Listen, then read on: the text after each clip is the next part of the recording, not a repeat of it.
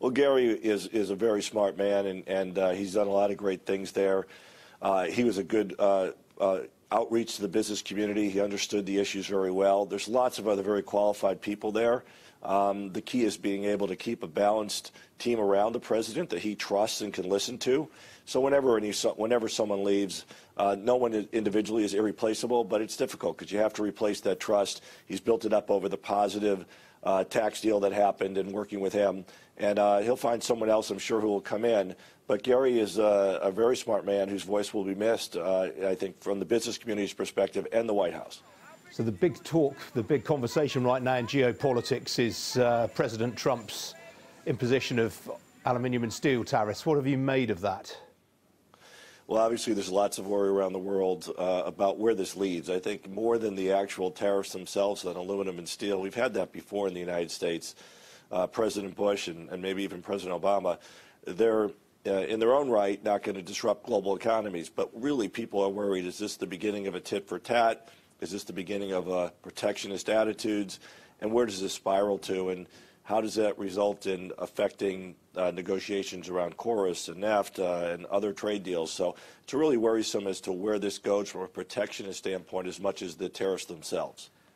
President Trump has already said he's going to impose higher tariffs on EU car imports should the EU go ahead with retaliatory measures. I mean, just how close are we, in your opinion, to a full-blown trade war? Well, this is what's really important when you have rhetoric like this that is really going on, and we haven't even seen the underlying policies yet. You have to somehow ignore the noise and focus on the actual what happens here. So I would hate to see rhetoric boil up so much people start doing things based on that.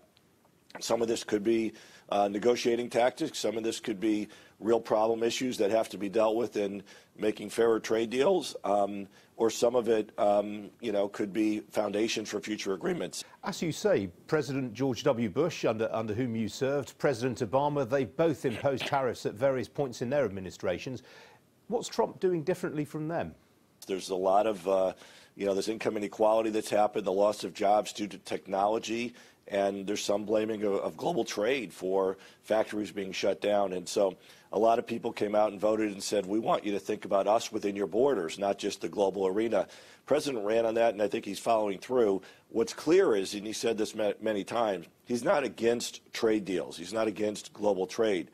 He wants the trade deals updated. He wants them fairer. And obviously, fairer is in the eye of the beholder between the negotiators at the table on trade deals. So what you're seeing is him challenging all these deals. What we haven't seen yet is how these issues are going to be resolved. The irony is this row over tariffs comes just weeks after President Trump cut taxes for a lot of American corporates. Obviously, that did a great deal of good. He's blotted his copybook here with American business, hasn't he, to an extent? Well, yeah, the president's been very clear that, he's looking at American workers not just through the eyes of business. And he believes in this situation, American workers have struggled under these unfair trade deals that have, in his eyes, been out there. But undoubtedly, the tax bill provided liquidity and great confidence for investing in the United States. The uncertainty around these trade issues and what effect they could have on the pricing of goods and coming into the factories in the United States certainly puts an uncertainty tax there to offset some of the benefit of the tax bill. And what's your perspective on the Brexit situation right now? Well, here in Ireland, obviously, where I'm at, Brexit is a very big deal. Across Europe, it's a big deal. And from investors in the U.S. and the rest of the world, it's a big deal. We have clients all over who are trying to get certainty. We just talked about the uncertainty tax that's out there, the uncertainty of how Brexit will end up, whether or not they're going to have access to the European market, and whether or not people can move freely back and forth. We have some 15,000 people in the UK, many coming from the EU, wondering what their future is going to be. And from a business standpoint, though, the sooner they can resolve the big issues, the sooner we can move forward with certainty as to where and how to invest. That will be a benefit for both the UK and for broader Europe.